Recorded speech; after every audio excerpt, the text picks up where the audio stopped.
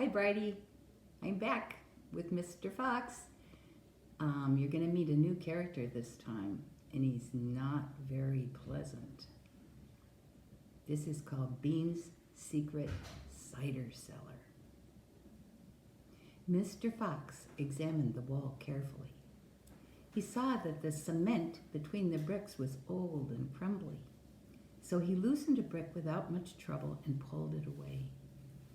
Suddenly, out from the hole where the brick had been, there popped a small, sharp face with whiskers. "Go away!" it snapped. "You can't come in here. It's private." "Good Lord," said Badger. "It's Rat." "You saucy beast," said Mr. Fox. "I should have guessed we'd find you down here somewhere." "Go away!" shrieked Rat. "Go on, beat it. This is my private pitch." "Shut up," said Mr. Fox. "I will not shut up," shrieked Rat. "This is my place. I got here first." Mr. Fox gave a brilliant smile, flashing his white teeth. "My dear Rat," he said softly, "I am a hungry fellow, and if you don't hop it quickly, I shall eat you up in one gulp." That did it. Rat popped back fast out of sight. Mr. Fox laughed and began pulling more bricks out of the wall. When he made a biggish hole, he crept through it. Badger and the smallest fox followed him in. Here's a picture of Ratty peeking out from the bricks.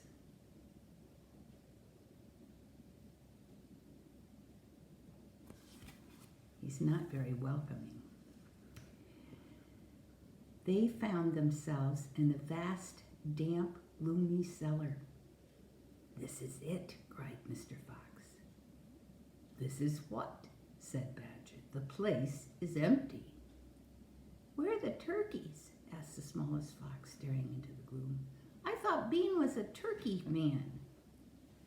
"He is a turkey man," said Mr. Fox, "but we're not after turkeys now. We've got plenty of food." "Then what do we need, Dad?" "Take a good look round," said Mr. Fox. "Don't you see anything that interests you?" Badger and the smallest fox peered into the half-darkness. As their eyes became accustomed to the gloom, they began to see what looked like a whole lot of big glass jars standing upon shelves around the walls. They went closer. They were jars. There were hundreds of them, and upon each one was written the word C-I-D-E-R, cider. The smallest fox leaped high in the air. "Oh, Dad," he cried out. "Look what we found. It's cider." "Exactly," said Mr. Fox. "Tremendous," shouted Badger. "Bean's secret cider cellar," said Mr. Fox. "But go carefully, my dears. Don't make a noise. This cellar is right underneath the farmhouse itself." "Cider," said Badger, "is especially good for badgers. We take it as medicine. One large glassful 3 times a day with meals and another at bedtime." "It will make the feast into a banquet," said Mr. Fox. While they were talking, the smallest fox had sneaked a jar off the shelf and had taken a gulp. "Wow!" he gasped. "Wowee!" You must understand, this was not the ordinary weak fizzy cider one buys in a store. It was the real stuff, a home-brewed fiery liquor that burned in your throat and boiled in your stomach. "Ah," gasped the smallest fox, "this is some cider." "That's quite enough of that," said Mr. Fox, grabbing the jar and putting it to his own lips. He took a tremendous gulp. "Oh, it's miraculous," he whispered, fighting for breath. "It's fabulous. It's beautiful." "It's my turn," said Badger, taking the jar and tilting his head well back. The cider gurgled and bubbled down his throat. It's like melted gold," he gasped. "Oh, Foxy, it's like drinking sunbeams and rainbows." "You're poaching," shrieked Rat. "Put that down at once. There'll be none left for me." Rat was perched on the highest shelf in the cellar, peering out from behind a huge jar. There was a small rubber tube inserted in the neck of the jar, and Rat was using this tube to suck out the cider. "You're drunk," said Mr. Fox. "Mind your own business," shrieked Rat. "And if you great clumsy brutes come messing about in here, we'll all be caught. Get out and leave me to sip my cider in peace." At that moment, they heard a woman's voice calling out in the house above them. "Hurry up and get that cider, Mabel," the voice called. "You know Mr. Bean doesn't like to be kept waiting, especially when he's been out all night in a tent." The animals froze. They stayed absolutely still, their ears pricked, their bodies tense. Then they heard the sound of a door being opened. The door was at the top of a flight of stone steps leading down from the house to the cellar, and now someone was starting to come down those steps. Here's a picture of Ratty sipping on the cider. He's got a rubber tube that he's just lying there sipping the cider out. Next chapter, chapter 16, is called The Woman. "Quick," said Mr. Fox, "hide!" He and Badger and the smallest fox jumped up onto a shelf and crouched behind a row of big cider jars. Peering around the jars, they saw a huge woman coming down into the cellar. At the foot of the steps, the woman paused, looking right and left. Then she turned and headed straight for the place where Mr. Fox and Badger and the smallest fox were hiding. She stopped right in front of them. The only thing between her and them was a row of cider jars. She was so close, Mr. Fox could hear the sound of her breathing. Peeping through the crack between two bottles, he noticed that she carried a big rolling pin in one hand. "How many will he want this time, Mrs. Bean?" the woman shouted. And from the top of the steps, the other voice called back, "Bring up 2 or 3 jars. He drank 4 yesterday, Mrs. Bean." "Yes, but he won't want that many today because he's not going to be up there more than a few hours longer. He says the fox is bound to make a run for it this morning. It can't possibly stay down that hole another day without food." Here's the woman. She looks pretty nasty, doesn't she?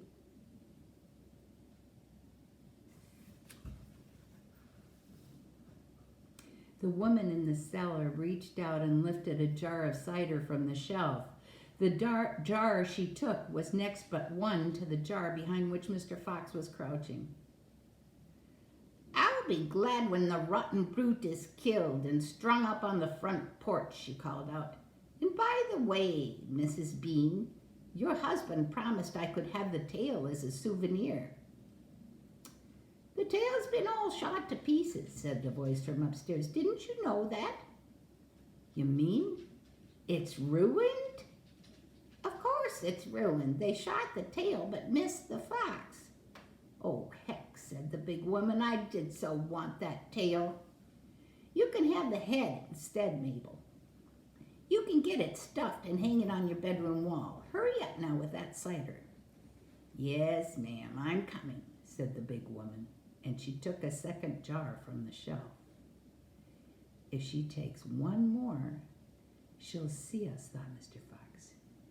He could feel the smallest fox's body pressed tightly against his own, quivering with excitement. Will 2 be enough, Mrs. Bean, or shall I take 3?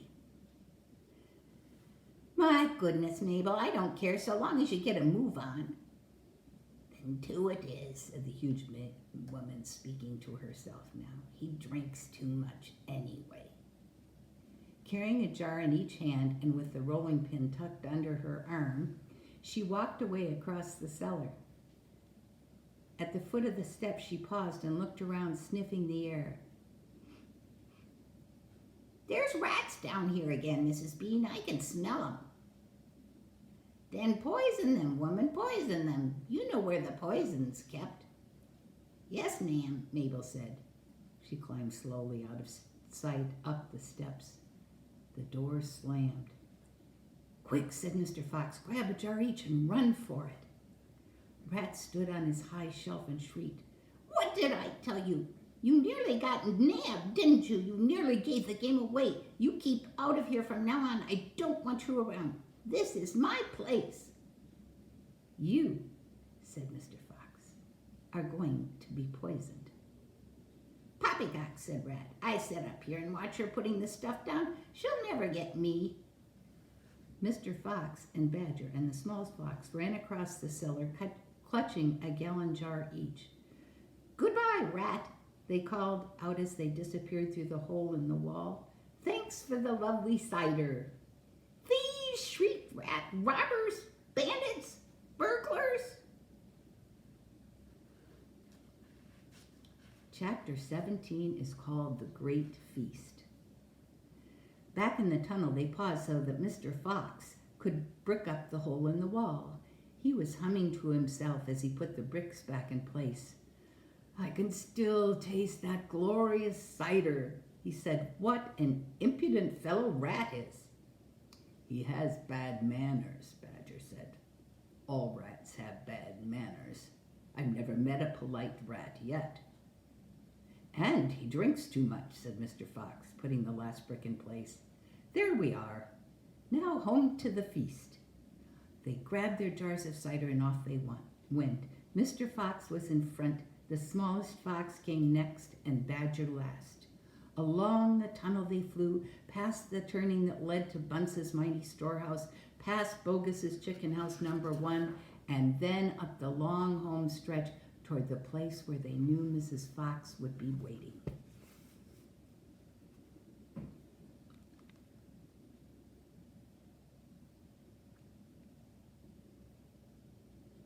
We've got 3 jugs, and the little fox looks like he's rolling his on the ground because it's probably pretty heavy.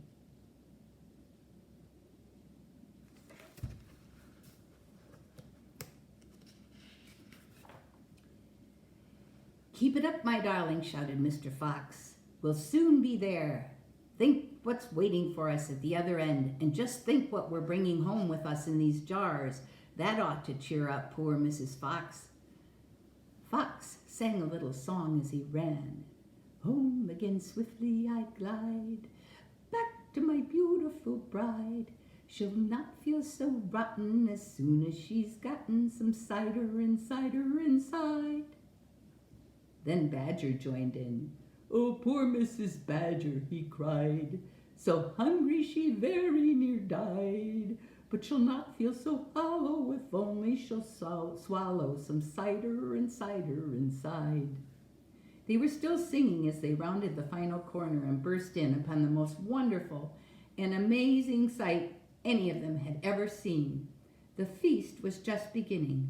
A large dining room had been hollowed out of the earth, and in the middle of it, seated around a huge table, were no less than 29 animals.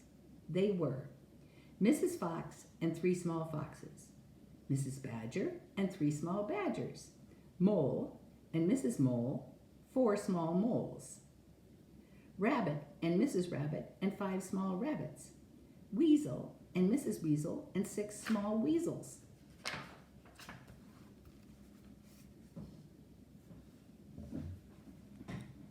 I'm trying to get this. There they all are, sitting around the table.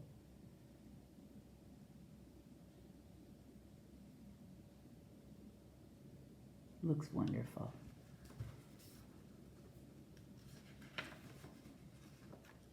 The table was covered with chickens and ducks and geese and hams and bacon, and everyone was tucking into the lovely food. "My darling," cried Mrs. Fox, jumping up and hugging Mr. Fox. "We couldn't wait. Please forgive us." Then she hugged the smallest fox of all, and Mrs. Badger hugged Badger, and everyone hugged everyone else. Amid shouts of joy, the great jars of cider were placed upon the table. And Mr. Fox and Badger and the smallest fox sat down with the others. You must remember, no one had eaten a thing for several days.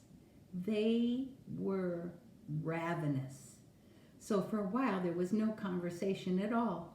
There was only the sound of crunching and chewing as the animals attacked the succulent food. At last Badger stood up. He raised his glass of cider and called out, "A toast! I want you all to stand and drink a toast to my dear friend who has saved our lives this day, Mr. Fox." "To Mr. Fox!" they all shouted, standing up and raising their glasses. "To Mr. Fox, long may he live."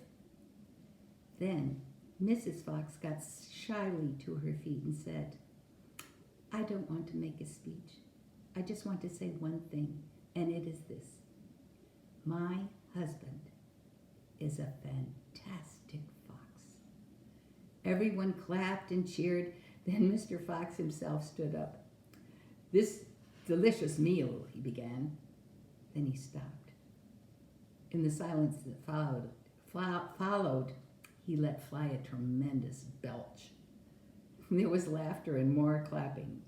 "This delicious meal, my friends," he went on, "is by courtesy of Messieurs Bogus, Bunce, and Bean." More cheering and laughter. "And I hope you have enjoyed it as much as I have." He let fly another colossal belch. "Better out than in," said Badger. "Thank you," said Mr. Fox, grinning hugely. "But now, my friends, let us be serious. Let us think of tomorrow and the next day and the days after that. If we go out, we will be killed, right?" "Right," they shouted. "We'll be shot before we've gone a yard," said Badger. "Exactly," said Mr. Fox. "But who wants to go out anyway? Let me ask you that. We are all diggers, every one of us. We hate the outside. The outside is full of enemies. We only go out because we have to get food for our families. But now, my friends, we have an entirely new setup. We have a safe tunnel leading to 3 of the finest stores in the world." "We do indeed," said Badger. "I've seen them." "And you know what this means?" said Mr. Fox. "It means that none of us need ever go out into the open again." There was a buzz of excitement around the table. "I therefore invite you all," Mr. Fox went on, "to stay here with me forever." "Forever!" they cried. "My goodness, how marvelous!" And Rabbit said to Mrs. Rabbit, "My dear, just think, we're never going to be shot at again in our lives." "We will make," said Mr. Fox, "a little underground village, with streets and houses on each side, separate houses for badgers and moles and rabbits and weasels and foxes. And every day I will go shopping for you all, and every day we will eat like kings." The cheering that followed this speech went on for many minutes. Here's Mr. Fox talking, giving his speech.